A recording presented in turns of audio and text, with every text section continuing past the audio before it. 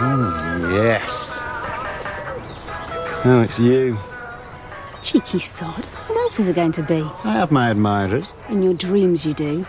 Anyway, get a move on. I want to do that shopping on the way back. How's it going inside? Mr. Turner hasn't got up yet, and Mrs. Turner's downstairs taking coffee with Mrs. Wilmot. They just rushed off their feet.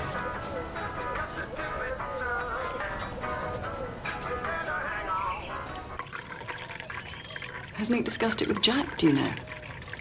He hasn't mentioned anything. Well, it's financial, I know that. I just wish he'd talk to me. He always used to get up early. Be first into the office, last out.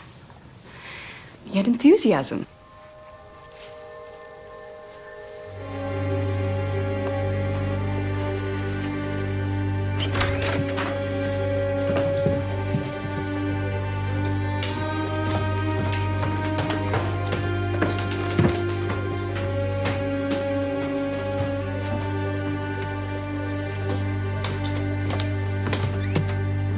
They used to get on so well, you must have noticed the mood has changed. Well, maybe you're reading too much into it. And he definitely hasn't said anything to you. My husband never confides in me about financial matters. What's that?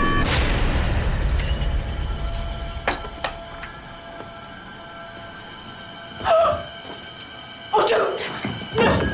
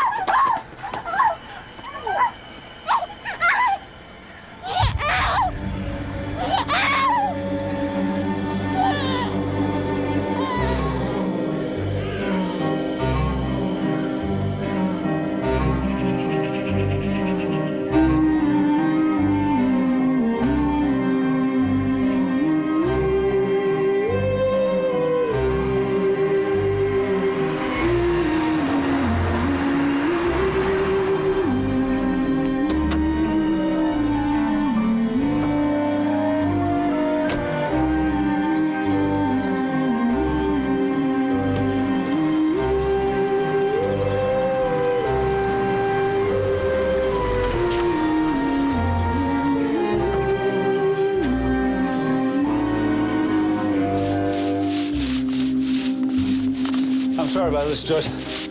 You'll save a bit for me to do, won't you? Perfect timing, as usual. Things are beyond my control, Joyce, you know that. I missed a bit. You will be able to manage the dinner dance at Fallowfields on Friday night. Nothing is certain, Joyce, but I foresee no problem.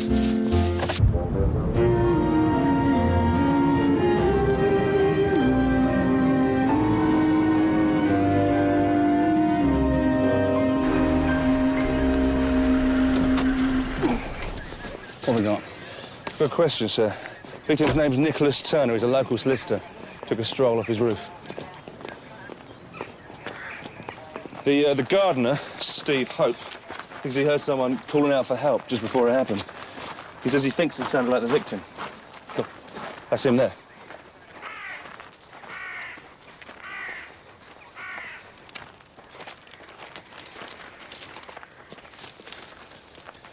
Morning, George. Tom.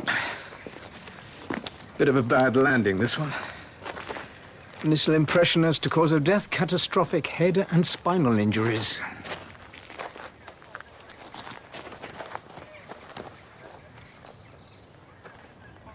It's quite a snappy dresser. OK, thank you.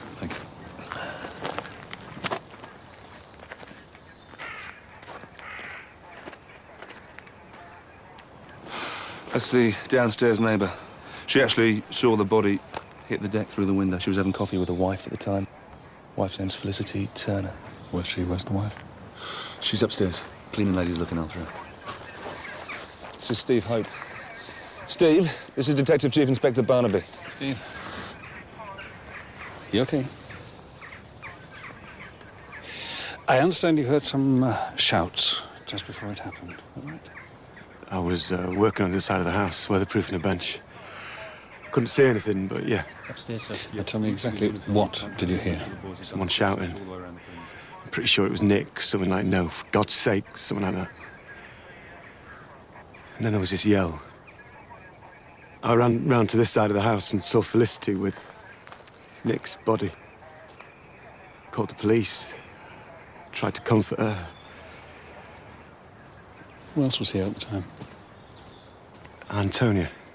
That's Mrs. Wilmot. She was by the window, pretty shaken up. Other than that, just my partner, Sarah. We're sort of a team. She does the cleaning, I do the gardening.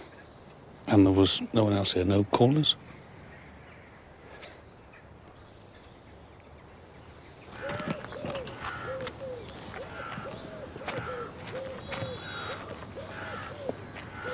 Got a few scuff marks here, sir. Could have been a struggle. Question is, what would anyone be doing up here in the first place?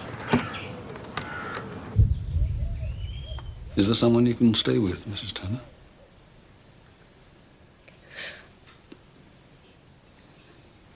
You could always stay at our cottage if you know. That's very kind. Thank you. It's not suicide. It's definitely not. He wouldn't do that. He just wouldn't do that.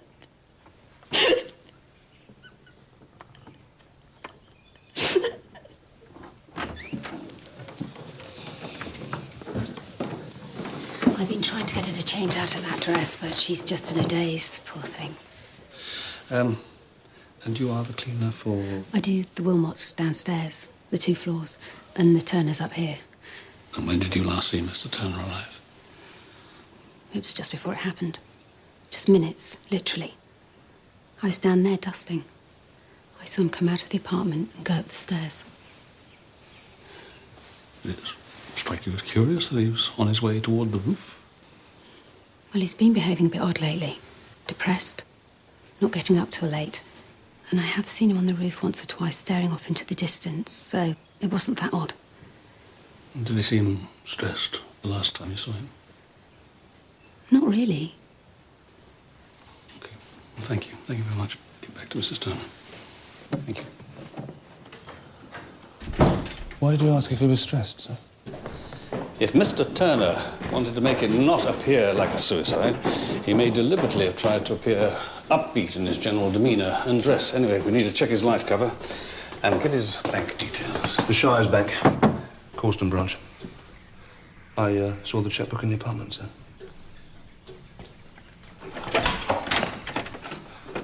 Hello, Mrs. Wilmot. This is Detective Chief Inspector Barnaby. Come in. And you were actually talking to Felicity Turner when it happened? Yes. What are you talking about? Oh, Nick. And my husband, Jack. Yes? Oh, she was a bit worried that... well, that they might have fallen out. She probably told you. No. Fallen out, what about? Well, my husband works in the city. I have a feeling he may have given Nick some financial advice that didn't work out too well. And Felicity was worried about that, was she? Were there financial problems? She seemed to think so. Well, we'll need to talk to your husband. I'm afraid he's at work at the moment. I could call him. Don't worry. What time does he get home? He tends to leave early and get back early. Avoid the rush. Should be home about 6:30.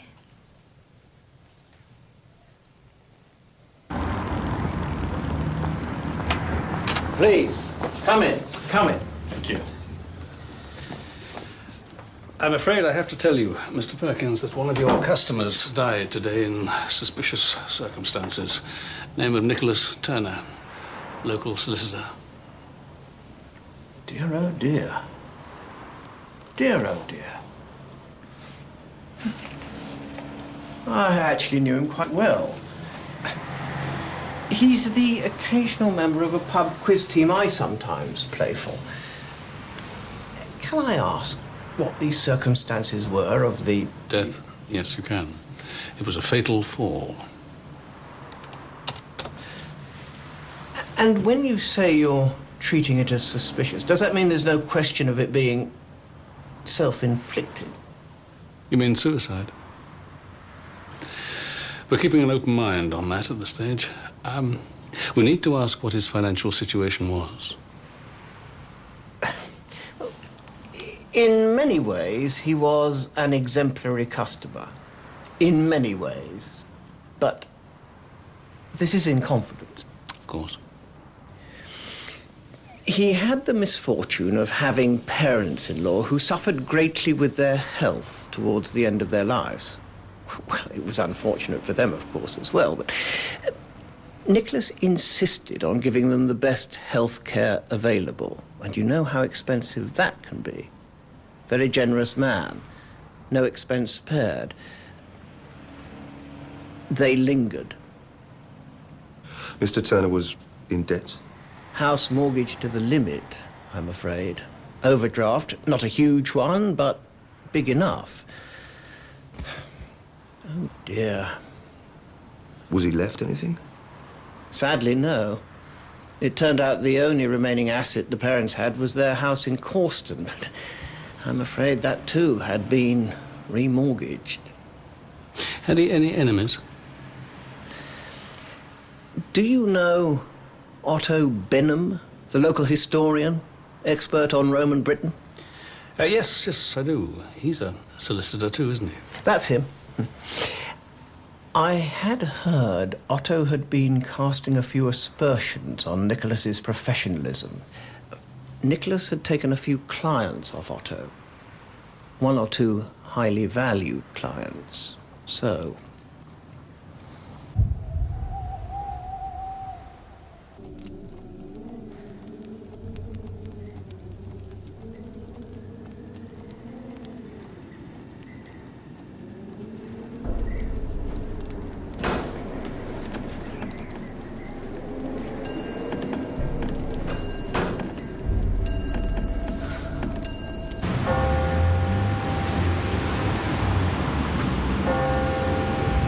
Nick wasn't just a business partner. He was also a good friend. Mr. Martin, we need to ask you some questions which may appear a little, insensitive at this time. Thank you, Margaret. We've heard there's a rumor going round that Mr. Turner may have been dipping into your client's accounts. Now, could there be any truth in that? Absolutely not. We'd like you to look into those accounts, if you would, just to make absolutely certain. Well, yes.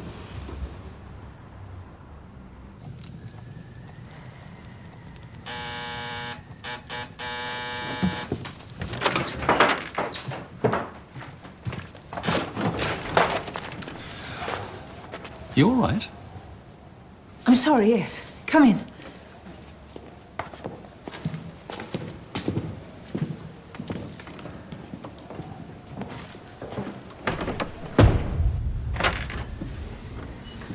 Jack isn't actually back yet. But I'm sure he'll be back any moment. You spoke to him at work, did you? Explained that we wanted to talk to him? No, I didn't actually. He wasn't in the office today. Well, was he out on business? Oh, they don't actually know where he is. Which is, But he'll be back. I know he'll be back. It's quiz night at the Crown. He never misses quiz night.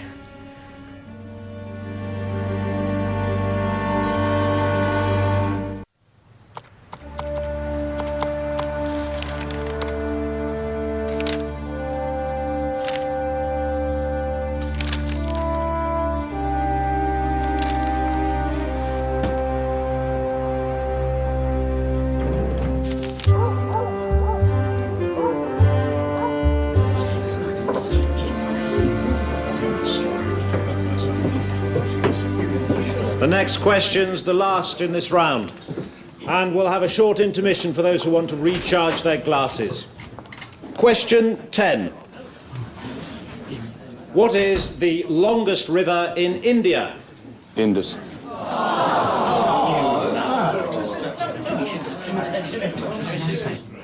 Make that Russia.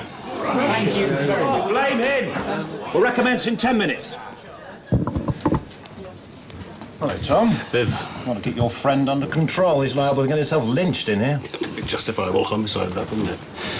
Viv, have you seen Jack Wilmot this evening? I doubt he'll be in. His neighbour died today. Well, I suppose you'd know that. Is that why you're here? You don't know where he is? I'm going to ask one of the Chateau Lafitte's. They should know. The what? Name of his quiz team.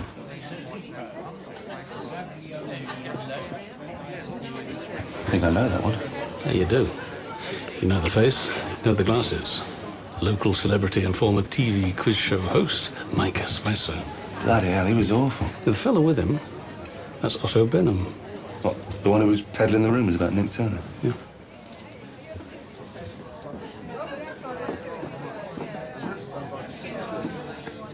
Yes? I'm Detective Chief Inspector Barnaby, and this is dear Scott. And we were wondering if either of you could tell us where Jack Wilmot is. I know he's let us down. Got a whole bloody round of football questions. He's our sports expert. Or at least he's supposed to be. He's probably staying at home. Some misguided attempt at respect for the dead. His neighbour managed to fall off his roof and kill himself today. We're actually keeping an open mind as to whether or not Mr. Turner fell off the roof all on his own. Whoa. Are you treating Jack as a suspect, Inspector? Well, he's not at home. Wife doesn't know where he is. Did he take the car? No, apparently he walks to the station in the morning. On another matter, we've been told that someone has been putting rumours about that Mr. Turner was dipping into his client's accounts. Nothing to do with me, Gov. You heard the rumours? Of course. Never trust your money to a man who pays his bills late. Or drinks low-alcohol lager. It's not growing on me. Is it you?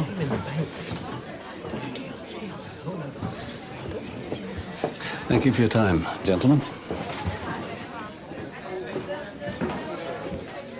Spot the charm school graduates. Perkins from the bank said here. I think he's worth another word, don't you? I think the barmaid might be worth talking to as well, so I think. Well, she looks like one of life's observers. You might have seen something. Yeah, okay. See what you can get. Mr. Perkins, we meet again, sir. Please. Thank you. Do you think Otto had anything to do with what happened at Sandford House today? This is George, Detective Chief Inspector Barnaby. Yes. Why are you asking? Otto Benham didn't get where he is by keeping to the rules. We had a minute's silence earlier for Nick. They just carried on sipping their wine. Both of them. Arrogant so-and-sos. Everybody else comes down here for a laugh. Talk about competitive. That lot take the quiz very seriously. That means they win a lot. Otto can't stand losing at anything. Quiz night or anything. Cheers, Jane.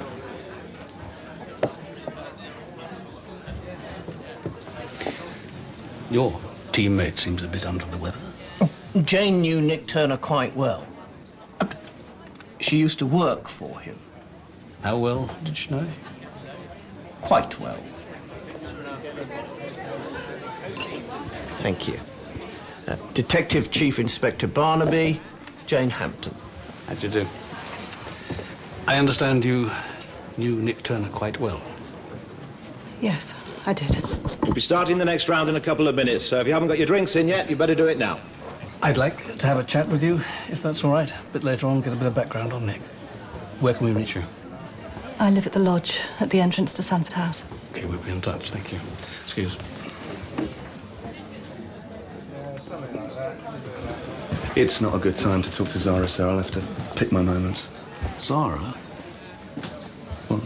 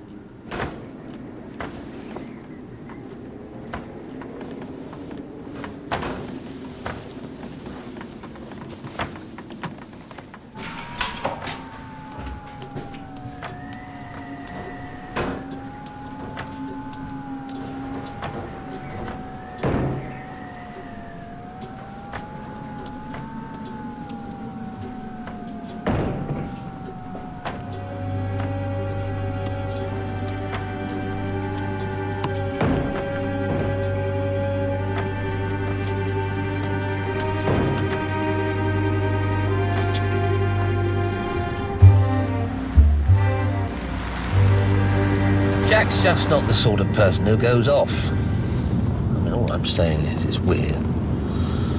It's very weird. Especially in light of all the... I know you, don't I? You were on the telly. Yeah, well, just, some trivial little game show. Mike Spicer's Game of Your Life?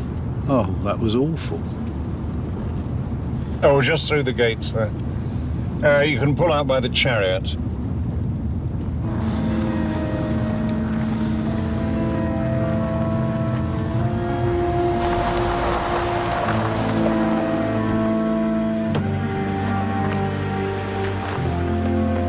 I'll give you a ring tomorrow. Mr. Spicer will pay you.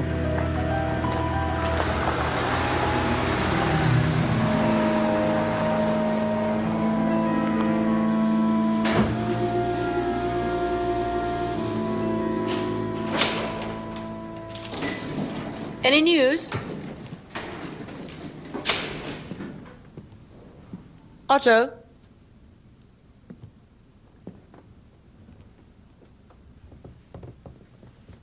About Nick Turner? Apparently Jack's disappeared. Have you heard anything about it? Just get some sleep, dear. You need your sleep.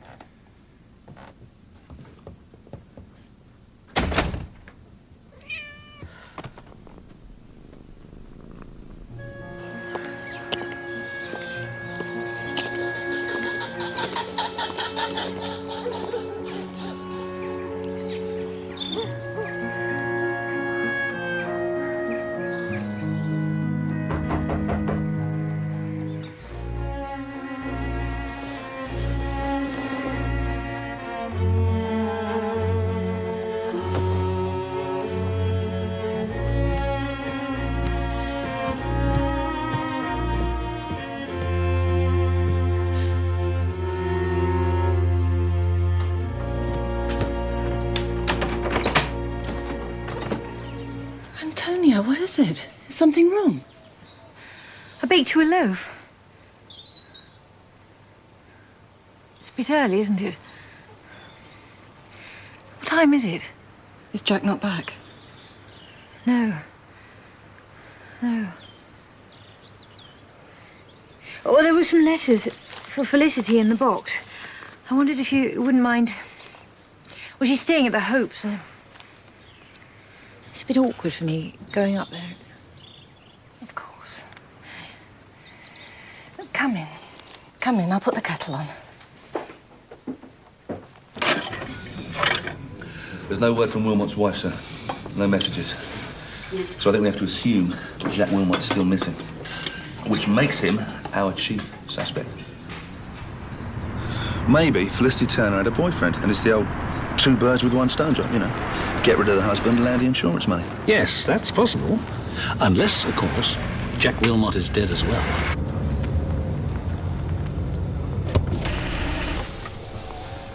Any sign of your husband? No. We were just on our way up to see you. Have you got a recent photograph of Jack we could use, please? I'm just on my way back now. Do you want a lift? Mr. Barnaby, do you think at some stage I could have a few minutes of your time? I'll walk back and look something out.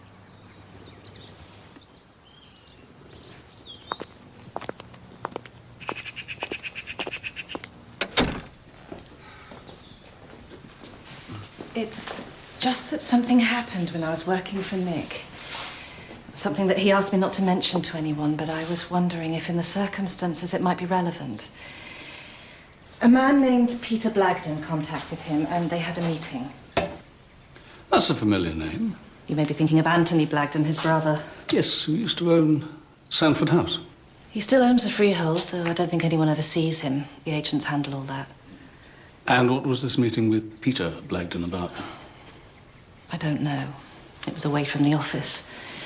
But I saw him, a nondescript little man. And I had the distinct feeling something shady was going on. And then a couple of weeks later, Nick came back into the office one afternoon looking terrible. He said there'd been an accident, and I asked if anyone had been hurt, and he said with a kind of weird look in his eyes. You could say that. I've never seen him like that before. What did he mean? He wouldn't say. He changed the subject.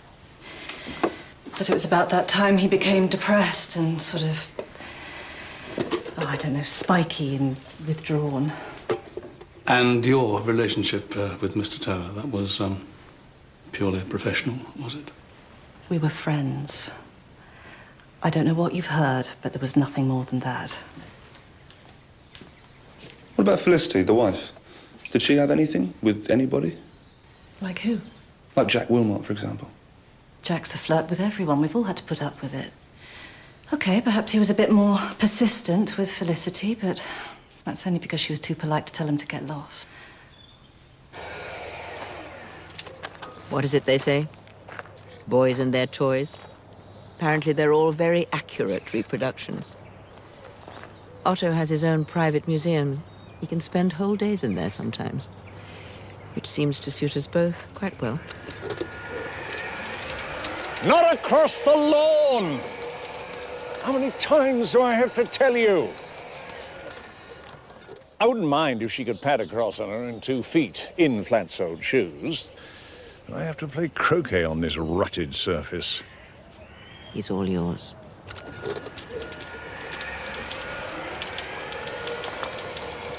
You found Jack yet? No, we haven't.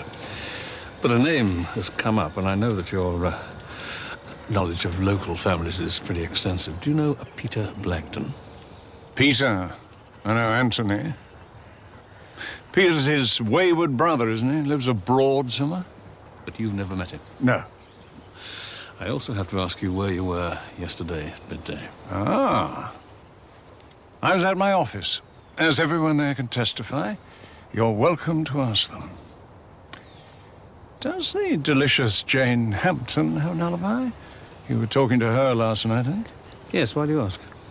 You know she was in love with him, with Nick Turner. We all know how quickly love can turn to hate. That's why she left Turner and Martin.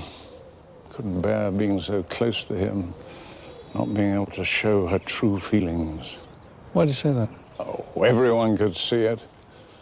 Apart, of course, from the idiot Turner himself. He'd no idea why she fell for him. She used to have a high-powered job in the city, you know. Couldn't cut the mustard, had a nervous breakdown. That's probably why she was so attracted to Nick Turner, the human equivalent of a comfort blanket. A rather wet one at that.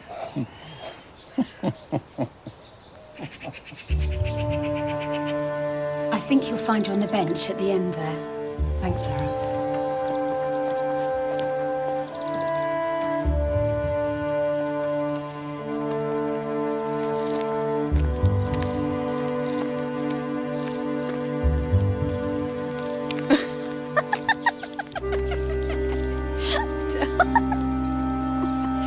I know.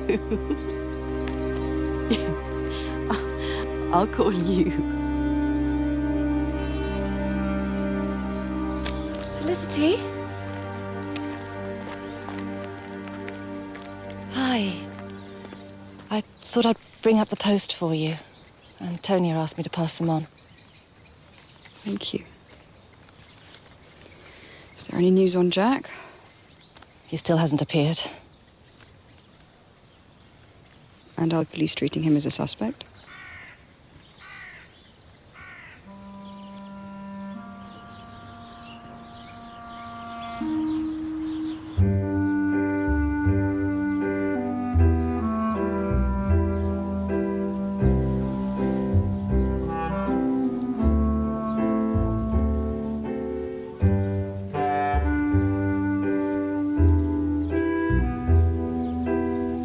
And the Princess of Wales descends the staircase looking absolutely radiant.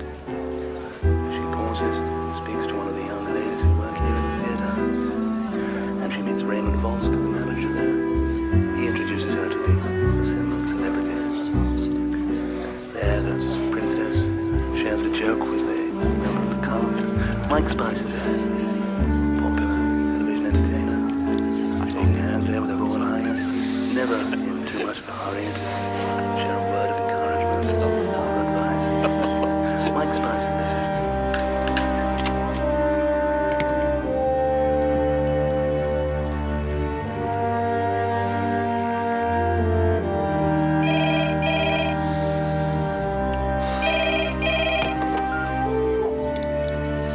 Mike Spicer. I've just had Barnaby around here asking if I know Peter Blagden. How the hell's he know about that? I don't think he does. He's just fishing. So, when he mentions Peter Blagden to you, don't react. You've never met him. Understood? Oh, my God. No, just be calm. It'll be fine. He's probably on his way over to you now. Stay calm. Yeah. Yep. Yes. Jack and me with Felicity and Nick. That was a lovely day. We've got a larger one of Jack, perhaps his own. Well, that's a good likeness. Yeah. Oh, yeah. Can we take this one?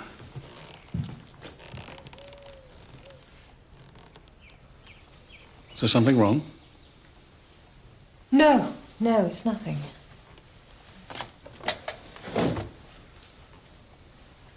You'll think I'm completely balmy. Try me. I keep thinking I'm hearing these noises as if... Well, it's rather a difficult one to explain. When we first moved here, Jack heard stories at the pub about there being an old wine cellar that was supposed to be under the house. He became a bit obsessed by it, trying to find the entrance. Anyway, he suddenly stopped looking. It was odd. Do you think he found it? I had a nightmare last night that he was locked in. He was trying to communicate with me somehow, trying to get me to find the entrance. And now I keep hearing these noises, and Who would have locked him in? I'm just being silly. There's no one.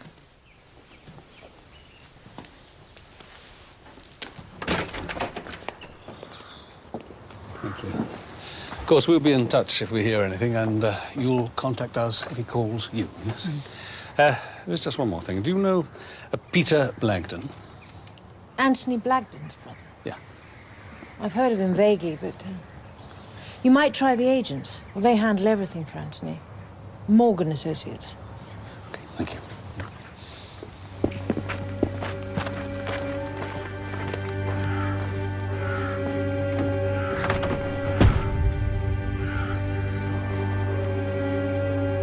I'm afraid I can't really help you.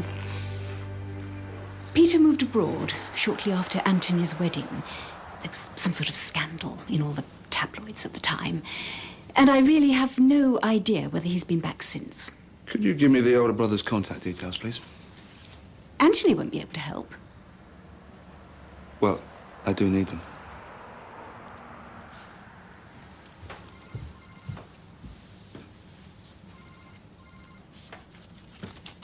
I know for a fact they haven't spoken in 10 years.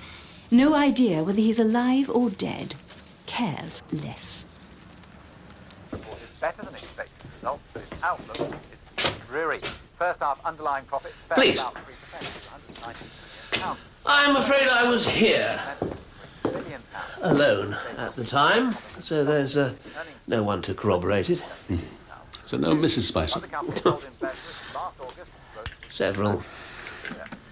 And all of them are far better off than me. Everything I earn these days hardly touches the sides before it's winging its way into their current account. The ladies, eh? Where would we be without them? So we're not married at the moment? I think I've learned that particular lesson, Inspector. No, my last wife ran off with the plumber. Can you believe it? I was BAFTA nominated, for God's sake. Oh, very nearly. Do you know Peter Blagden? Blagden. Isn't he that landowner chap? No, you're thinking of Anthony. This is Peter Blagden. Am I? Oh, right, yes. Peter. Nope. Nah. Don't ring any bells.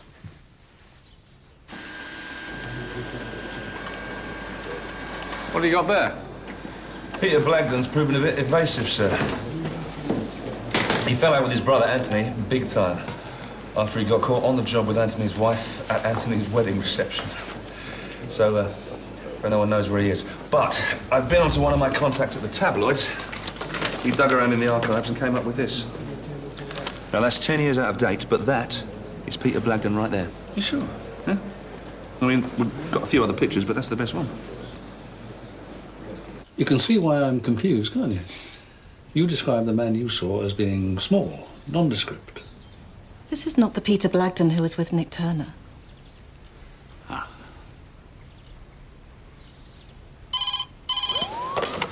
Coastal Police Station, duty sergeant. Mr. Martin. Mr. Barnaby, I wonder if I might have a word. You asked me to check through the accounts.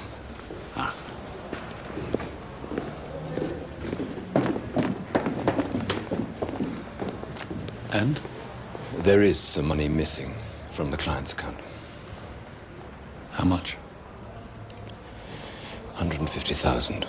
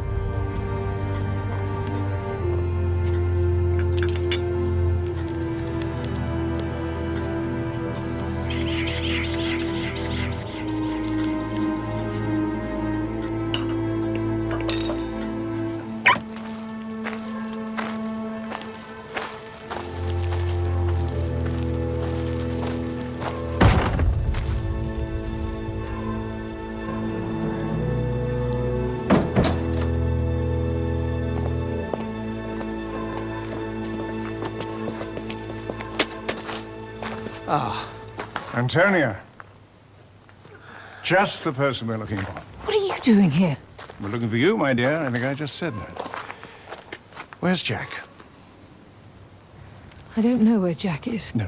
I know that's the official line, but you can tell us. You can tell us, Antonia. I wouldn't tell you anything. Ever. I know you're behind this. I know. Just go away.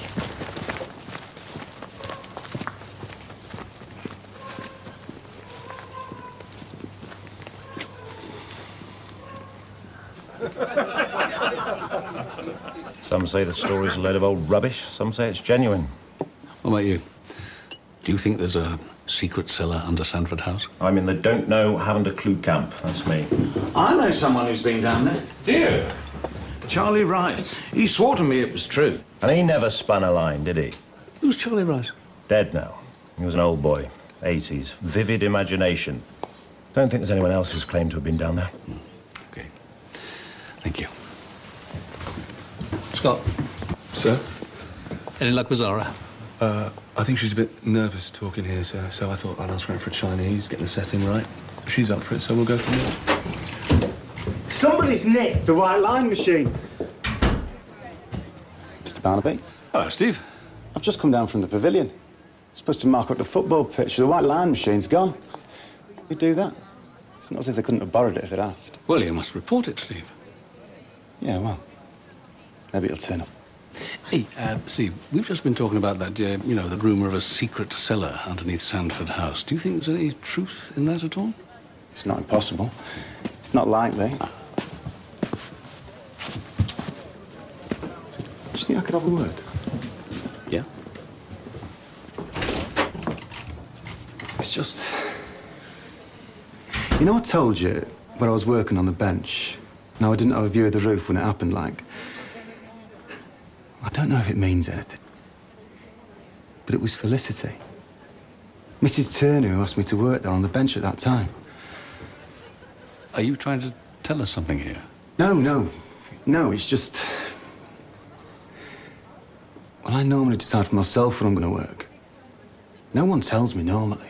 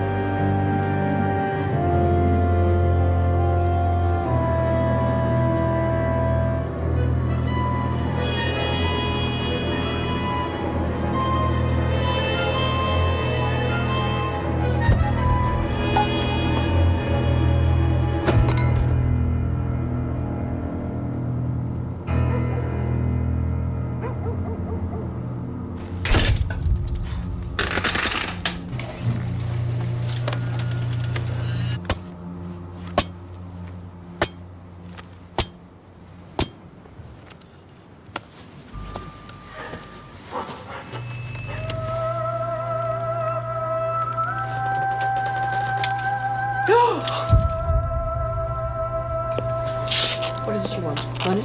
Is that what you want? Oh, my God. Not my mouth. No. I have asthma. I'll choke.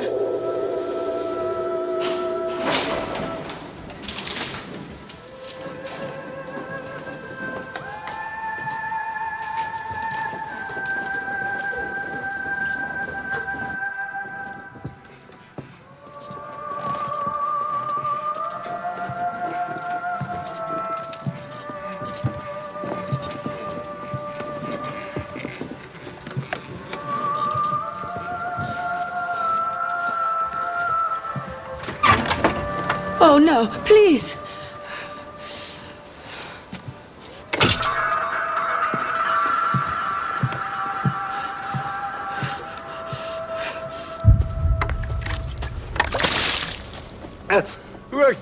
What's going on? Who are you?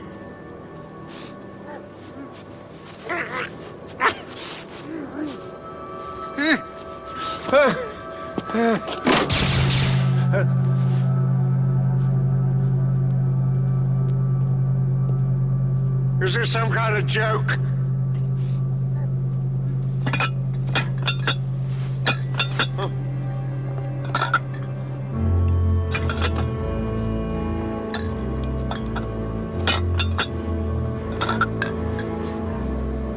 What is this?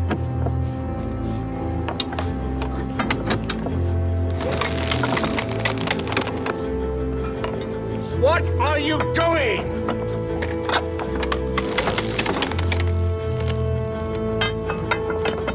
I order you to stop! Do you hear me?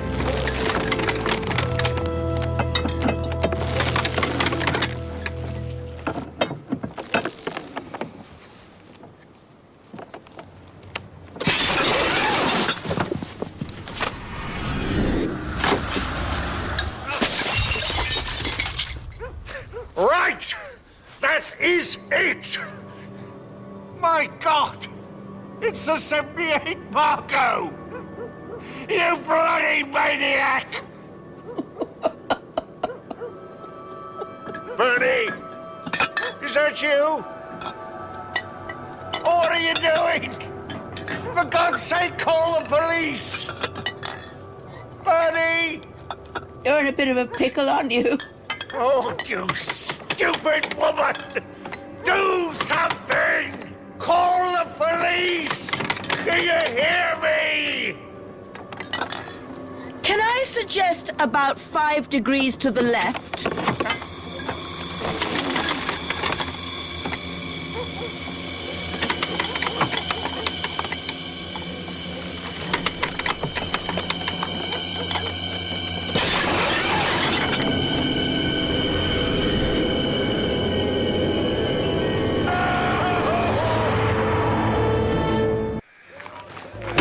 Sergeant's just over there, sir.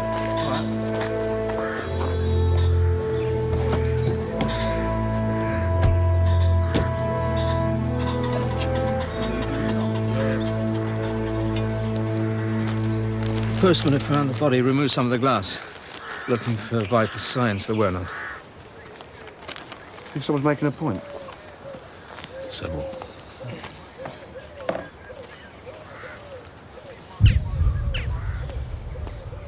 Well, we'll be able to give Steve his white liner back anyway. Someone's gone to a great deal of trouble over this.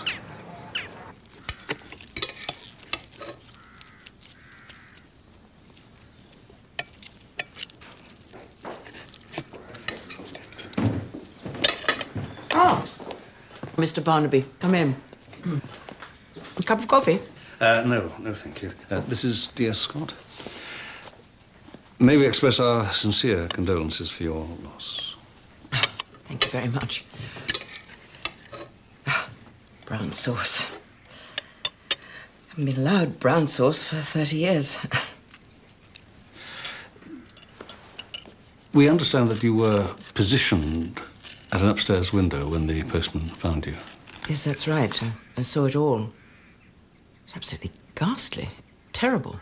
Can you describe the intruder?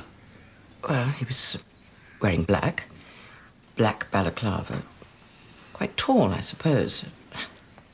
Other than that, it's quite a show. Mrs. Benham, we have to ask this question. Who inherits your husband's estate? I do. I think I do. Oh, God, it's Mike Spicer. You couldn't deal with him, could you? I don't think I could face him just now. I'm sorry, sir. This He's my crime scene- friend! I'm sorry, sir. Mr. Spicer?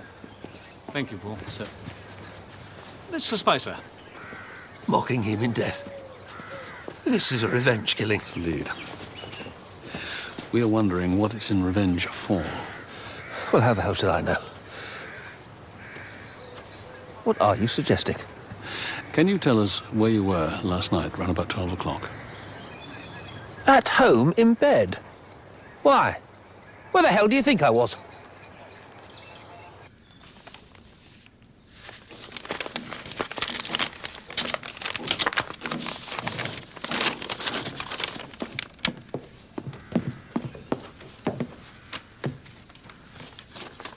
It's as I thought.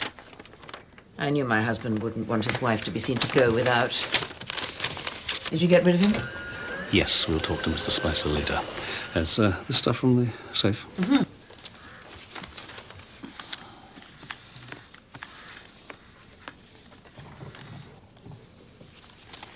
Chateau Latour, 1961. I take it that was a good year. Well, who'd bother faking a bad one? They're obviously fakes. Must be. It's one of Otto's scams.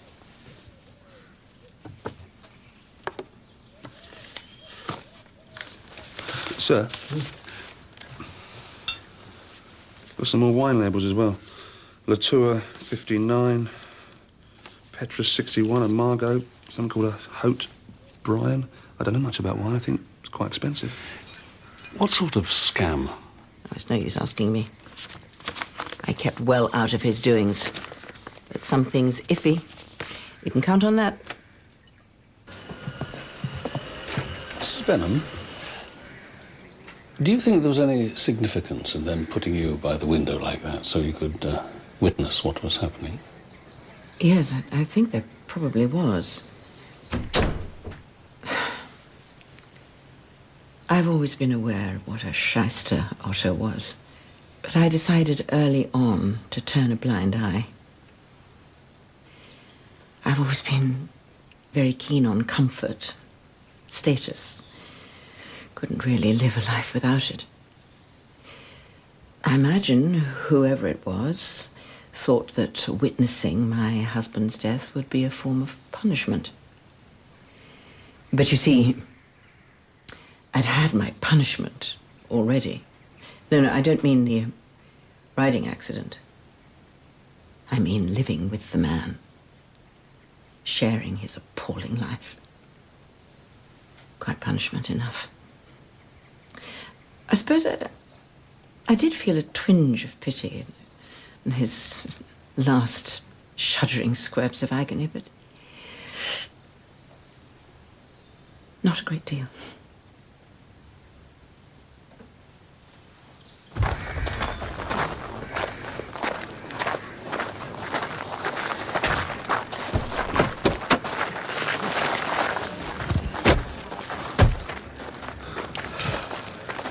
Who says marriage is dead? I want you to take the wine and the labels to the auctioneers in Corston. See what their experts make of them.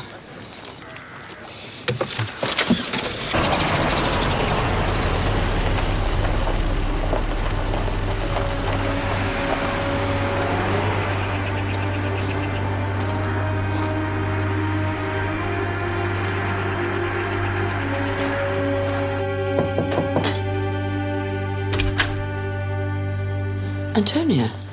I'm so sorry, Bernie. You must feel awful. Mixed feelings, really. How are you? Any word from Jack? No. Nothing. Come and have a cup of tea. Or maybe something stronger. Do they know who did it? I think they'd be spoiled for choice in the enemies of Otto department. Bernie, I'm sorry to ask. At a time like this, it must seem really selfish when you've just lost your husband and everything, but I'm desperate. What is it, my dear? What's happened to Otto? It's made me think. You see, I've been suspecting that Jack was involved with Otto in some kind of... Oh, excuse me for saying this, but...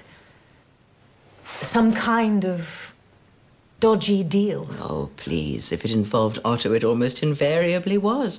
We've just found a whole collection of faked wine labels in the safe. If that isn't a dodgy deal, I don't know what is. Come on, my dear. I'd offer champagne if there was any left, but I rather think it's all on the lawn. Ah, no. There is a bottle left. Bit of bubbly, my dear.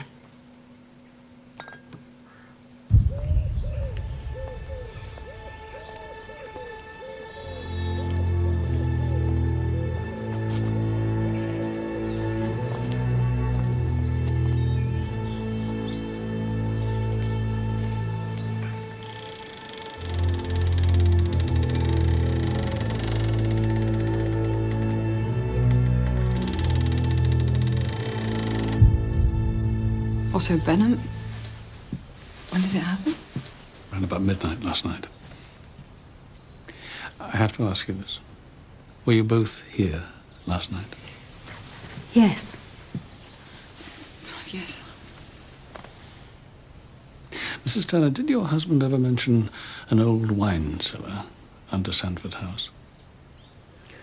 He may have done. I think it was more Jack who went on about that. It was just an odd story, wasn't it? How about you? Do you know anything about it? Not really. Local rumour. I've never paid much attention.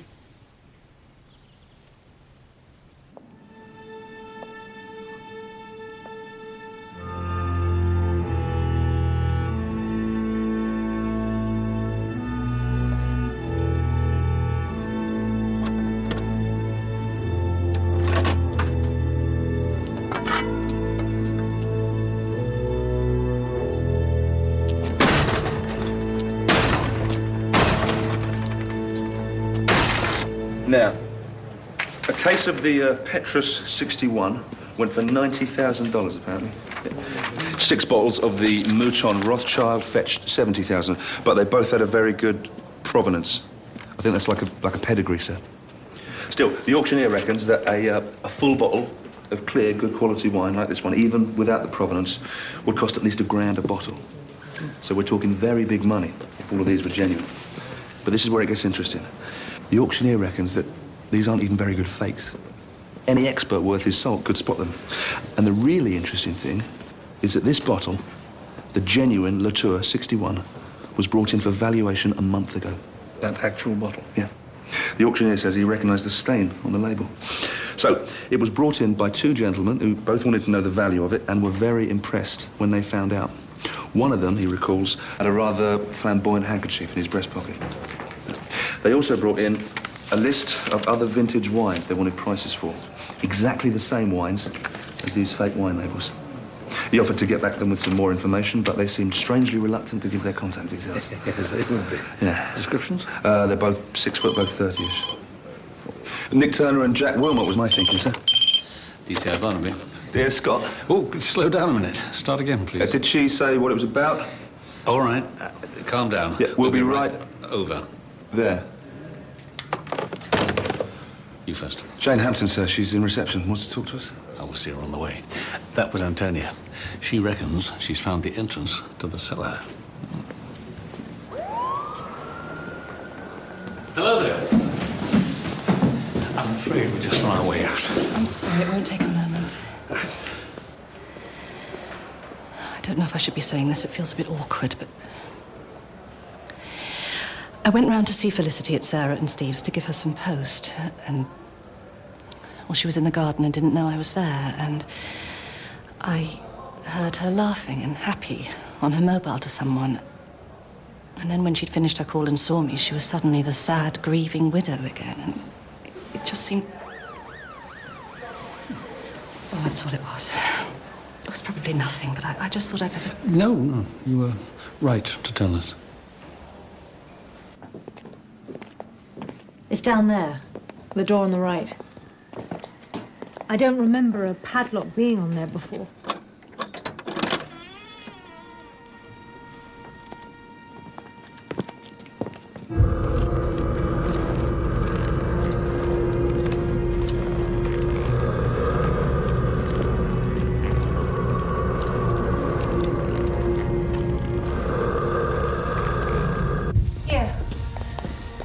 Someone's cleared a path through here. This is what I saw. I thought I'd better call you. I wasn't sure what I might find.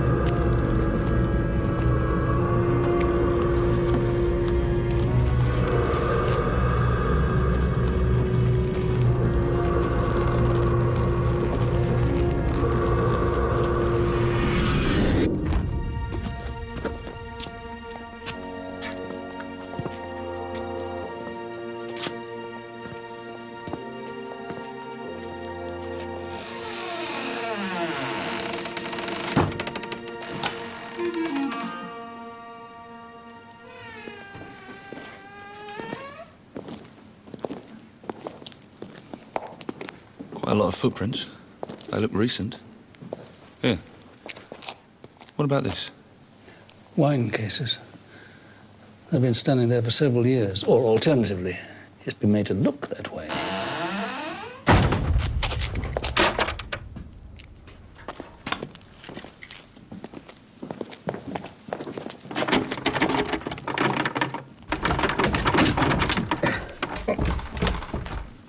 That's handy.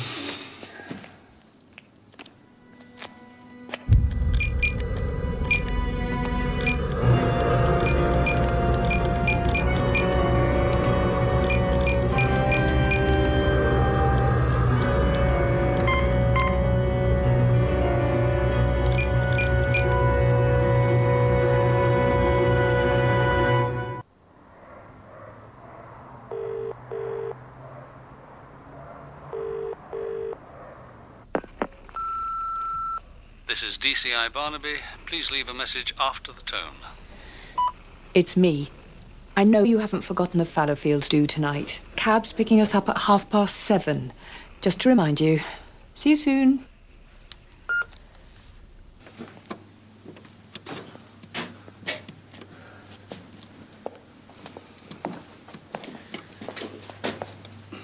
He's left the key in the lock.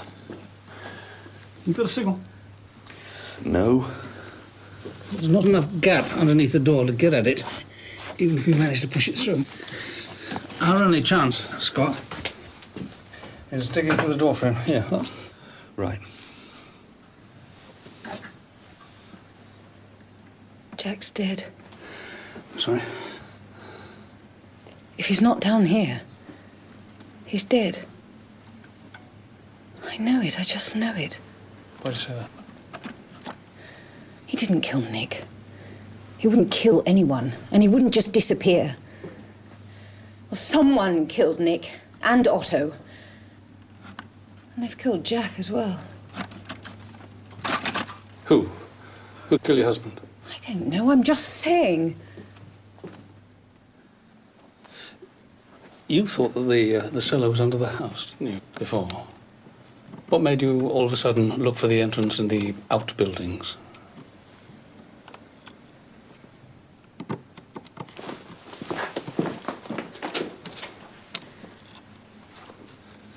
How goes it? Well, the damp's softened the wood a bit, sir. It's still going to take a while.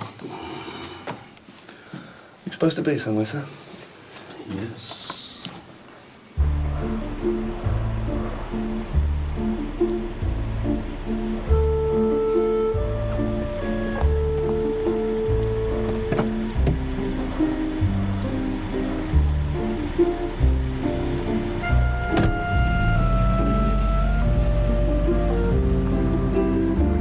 Should have taken Zara out for a Chinese tonight.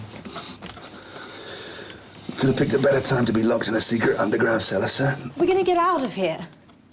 Before the air runs out. Before we all die of thirst. Yeah, of course we will. I wouldn't be so sure. Well, it's going a bit slower than I thought, sir. We'll get out. Don't you worry.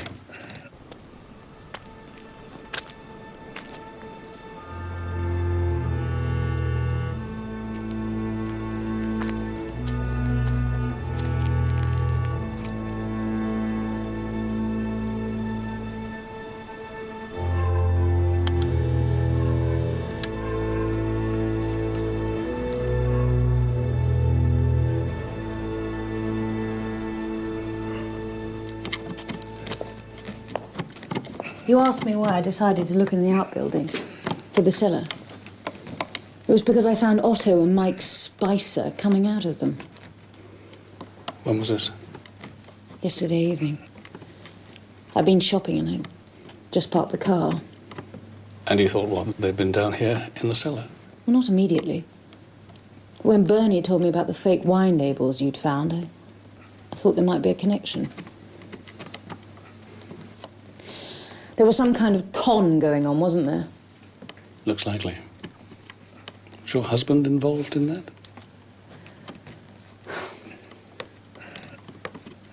He was worried, I could tell. But he never confided in me about business. I knew he wasn't happy. And Nick Turner, was he involved? I think so.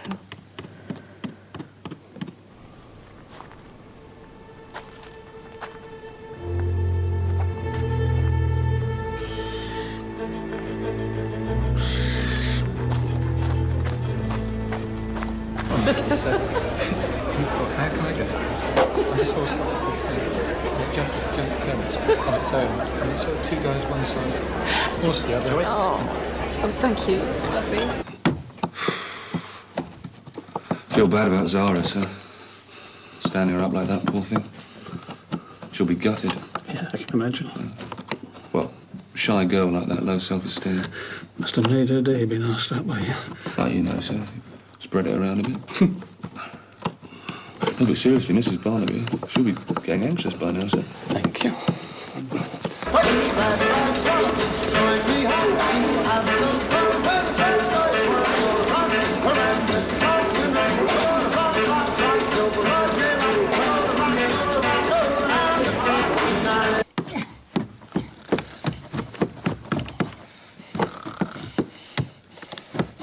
God, I'm parts. Imagine being locked in a wine cellar, there's nothing to drink. Yeah.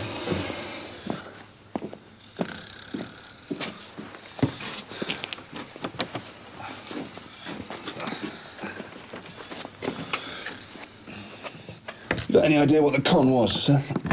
Well, I can make an educated guess. Unfortunately, it doesn't help much in explaining the murders. But you think Nick Turner with 150 grand of his client's money, you think he was the mark? Yeah, looks like that. Antonia mentioned that Jack had suddenly stopped looking for the entrance to the cellar a couple of months ago.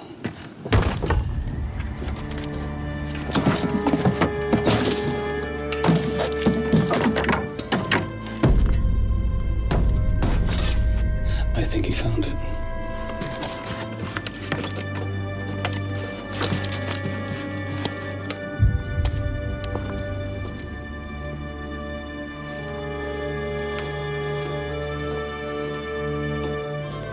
And my guess is it was empty. What about the marks of the cases in the dust? I think someone put them there quite recently. The wine bottle and the labels found in Otto's safe. He's the one orchestrating all of this. How he first came up with the idea, just who knows. Maybe when he heard about the cellar from Jack, the con man in him just instinctively thought, you know, there's something I might use. How? This is just a hypothesis, okay? We know that they got someone to impersonate Peter Blackton because the man that Jane saw, he wasn't the real thing. My guess is that they installed the fake wine down here in the empty cellar. Probably plonk from the supermarket, with the real labels soaked off and the faked ones put on. Dusted down with, well, I don't know, with the contents of Hoover bags to make it look like no one had been here for decades. The whole place dressed to look like an ancient, forgotten wine cellar, full of priceless old wine, all fakes, except one.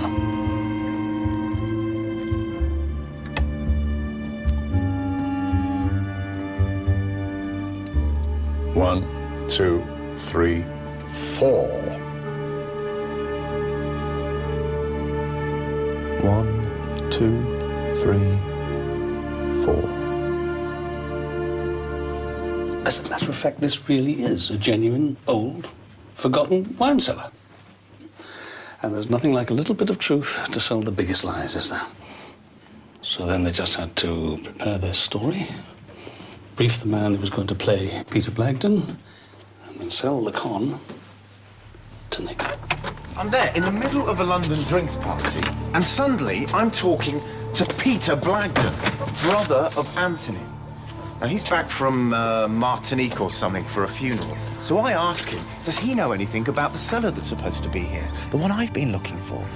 Now, he says, calm as you like, that he's been in it with his grandfather 40 years ago, just after his grandfather had been round France on a wine buying trip. So I ask him, was there anything down there? He says it was packed with vintage wine. Now, this is strictly between you and me. That's understood, okay? Yes, of course. Because strictly speaking, the contents of the cellar would still belong to Anthony Blagden. He doesn't know it exists. Not a clue. And the thing is, there were some fantastic vintages around that time. But then, his grandfather died. This Peter reckons no one else knows of the whereabouts of the cellar. Anyway, he's obviously a bit down on his luck. He said if I was interested, we could come to some kind of financial arrangement. Then they must have met up with the Peter Blagden impersonator and arranged to take a look.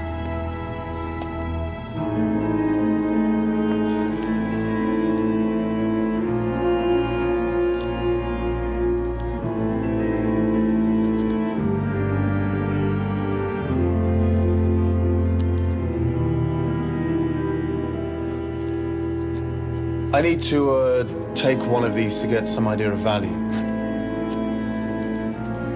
Next step, the genuine expert at the auctioneers whom we know they visited. Have you got a pen?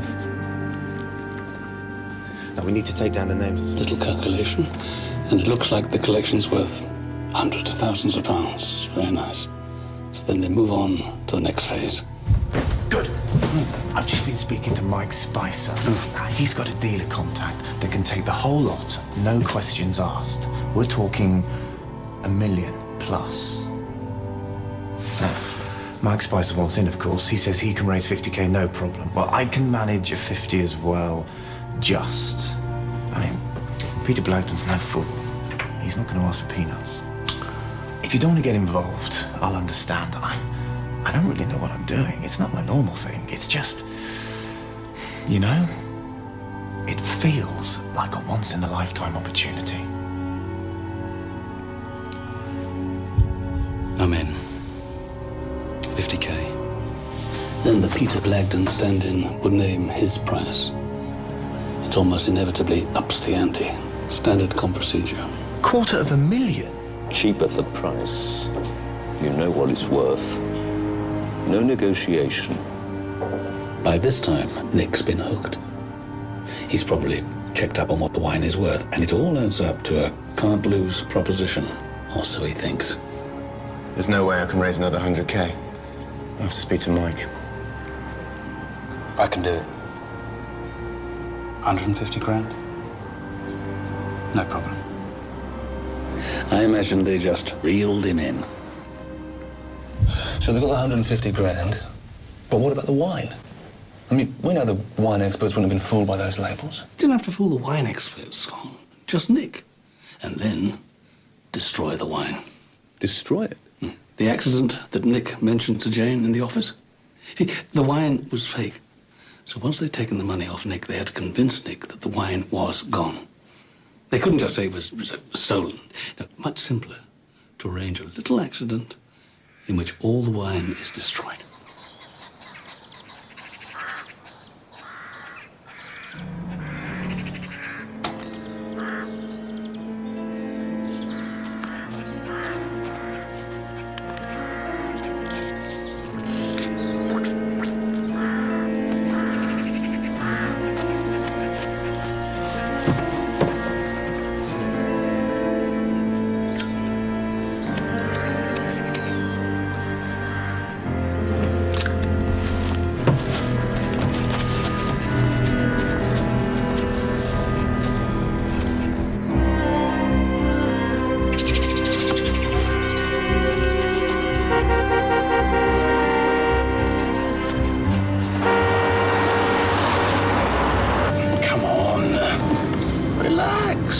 Jack's not gonna lose it. What the hell's that? Looks like oil on it.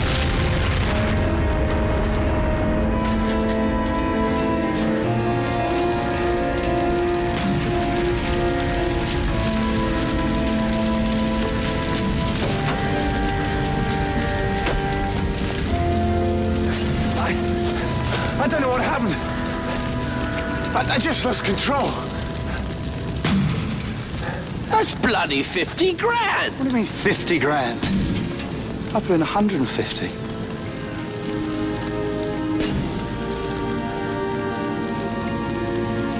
They all have to pretend they were gutted, lost all that money. They'll just chalk it up to a bad experience. Something like that. And all the time, they're up £150,000, minus expenses. And Otto also had the pleasure of knowing that Nick had taken the money from his client's account. Spread a few rumours about the embezzlement, make sure it was discovered. That would mean that Nick would be struck off. Why kill Nick? I mean, why kill him? They've already taken 150 grand off him. Why chuck him off a roof as well? Yeah, well, I told you. Doesn't explain the murders.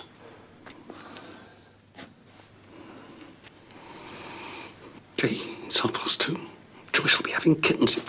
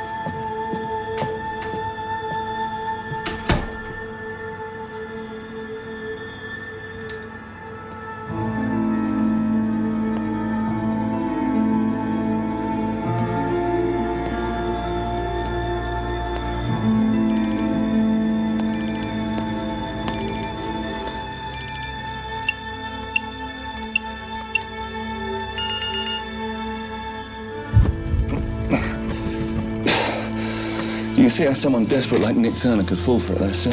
I mean, it is a neat con. I suppose it's all about people wanting to believe. Easy money, hidden treasure. Everyone's a sucker. You just choose the right location or context, and then you dress it up convincingly.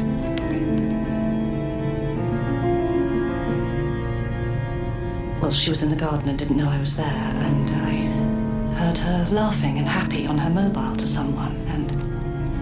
The same clothing. There's got to be another murder.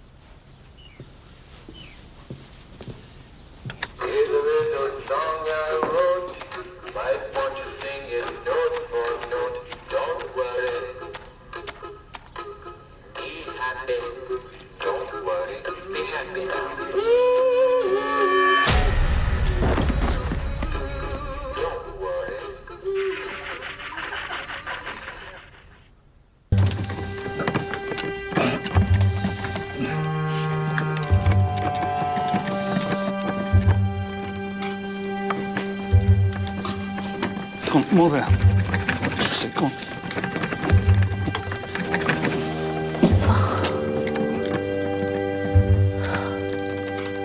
What time is it? 8 o'clock.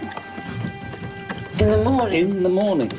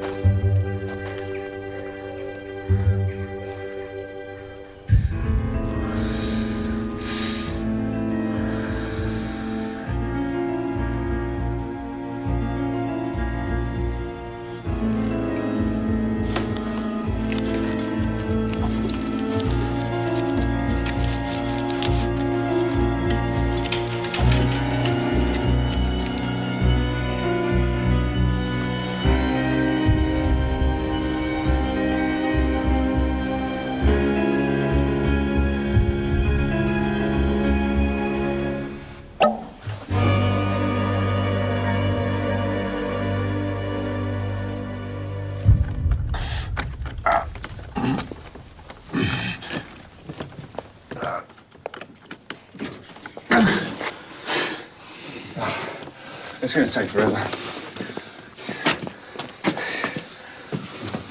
Try again.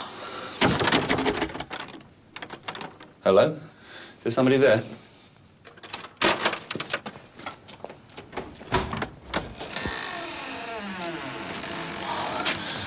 Mr. Barnaby, I'm so sorry. I saw Thank your you. car outside. Can you look after Antonia? Can't stop, we'll explain later. Thank you.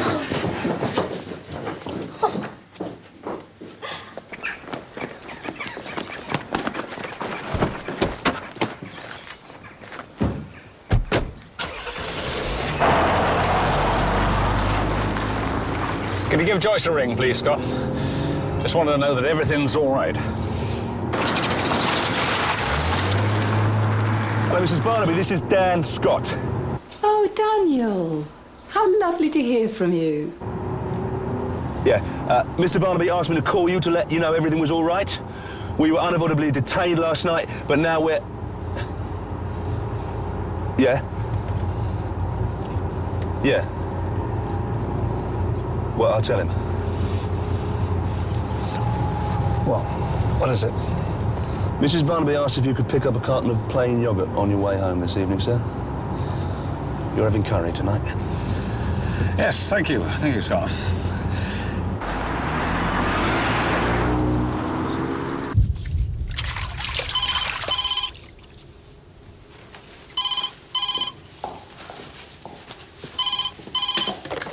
Bullard?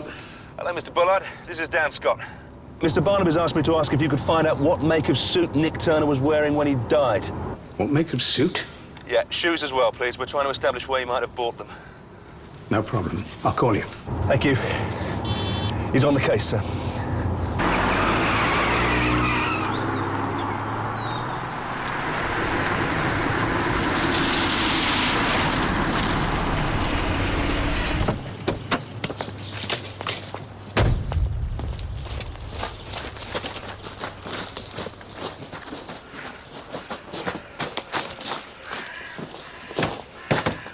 Mr. Spicer? Hello?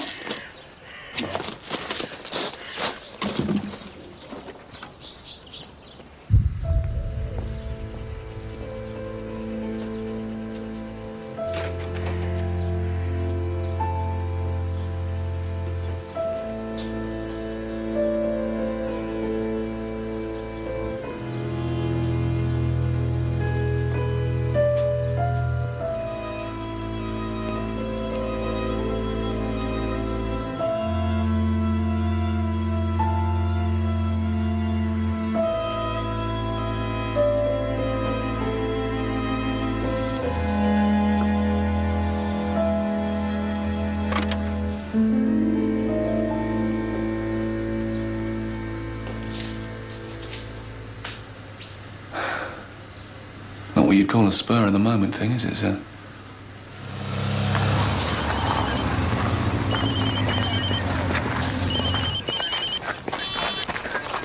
George? The suit label is Callum & Co. And the only people I know locally who would stock them are Brighton brothers. So I gave them a ring to check, and yes, they remember the sale. Apparently Nick Turner is a valued customer of theirs. And there was something unusual about it. Yeah, he bought 2 of everything and paid in cash, huh? Exactly right. Hey, George, got another body for you. Yes, I heard. I'm on my way. Thank you, George. What's going on, sir? Hang on, Scott.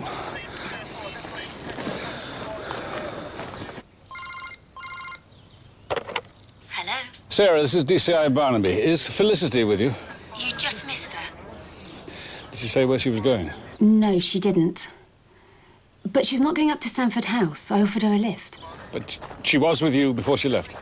She's been here all morning. In fact, she asked me to stay with her. Alibi. Excuse me? Look, I've got to go. Thank you, thank you. I'll be in touch. Alibi? Yeah, she made certain of it, which suggests to me that she knew what was going to happen. You're talking about Felicity Turner? Yeah, she just left Steve and Sarah's place. I think she's going to see him. Him? You think she's got a boyfriend? Not a boyfriend, Scott, not a boyfriend. Did you notice anything about that photograph Antonia showed us of them all in the garden? Nick and Felicity, Antonia and Jack. Nick and Jack, pretty much same build, aren't they? Same colour hair. And Felicity deliberately identified the body that fell from the roof as her husband. But it wasn't. It was Jack Wilmot.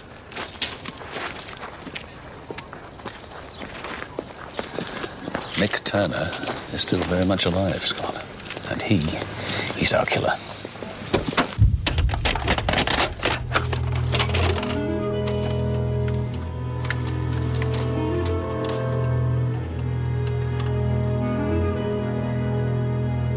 You said it, Scott, didn't you? We're all suckers at heart. You dress up something convincingly in the right context. I mean, Antonia, his own wife, she was standing, what, a few feet away? Didn't recognize the body of her own husband. Helped a little. The body landed head first. No! No, for God's sake! My guess is Nick Turner made sure it did.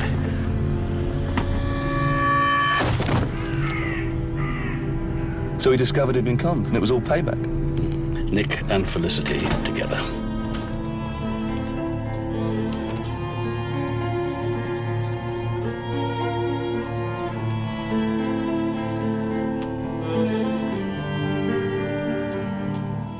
Somehow, they lured him up to the attic on the morning of the murder.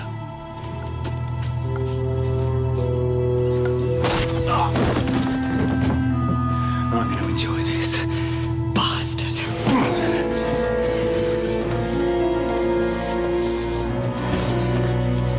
They stripped him and dressed him in the identical clothes that Nick would wear later, and that he'd made sure Sarah, the cleaner, saw him in before he went up to the roof.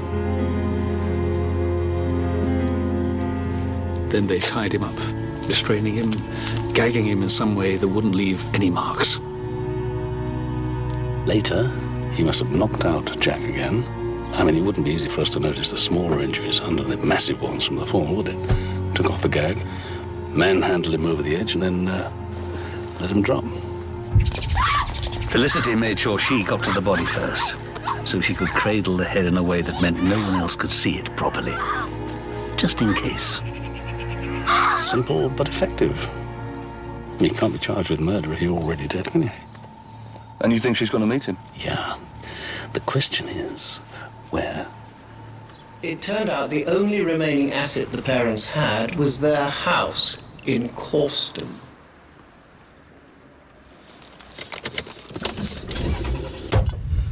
Look, it wasn't my idea, I swear. That's the wrong answer, Mike. Bit of a purple, little claret. You're getting the raspberries there, Mike. Very pleasant. Oh, and it might be worth your trying to answer this next one correctly. So, for another minute or two of your worthless conman existence, what makes you think you have the right to destroy other people's lives, Mike? I'm going to have to hurry you. You can use your hell! I think you'll be getting there somewhat ahead of me.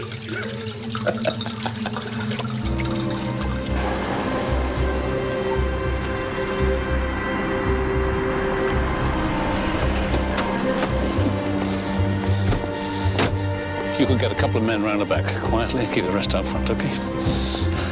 They wouldn't have already done a runner, would they, sir? No, Felicity's got to collect the life insurance before they start their new life together.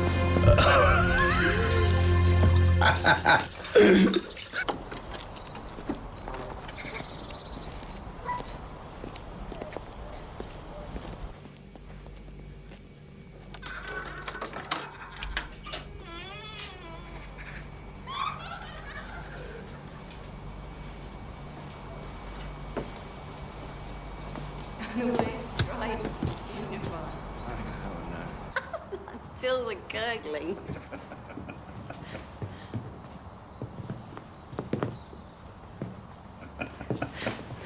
I was just so amazed by how much he managed to drink.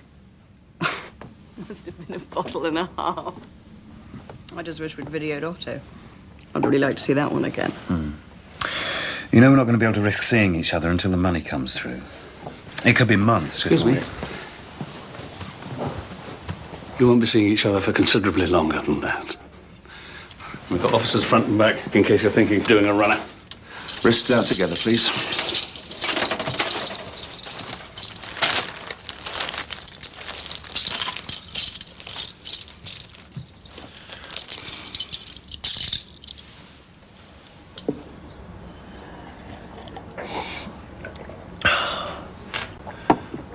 Imagine the station not noticing we were missing, sir.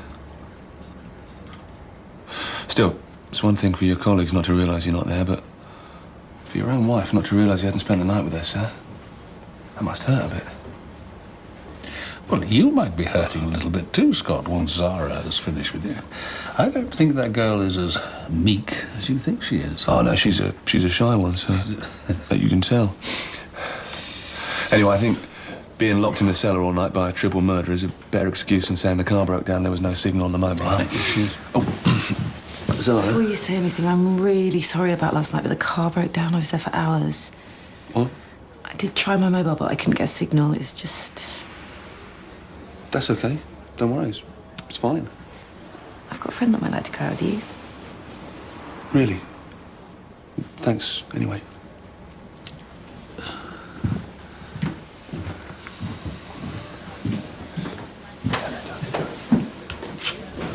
Oh, she'll take a long time to recover, Scott. No question. Much longer? Well, I must be off. Don't forget the yogurt, sir.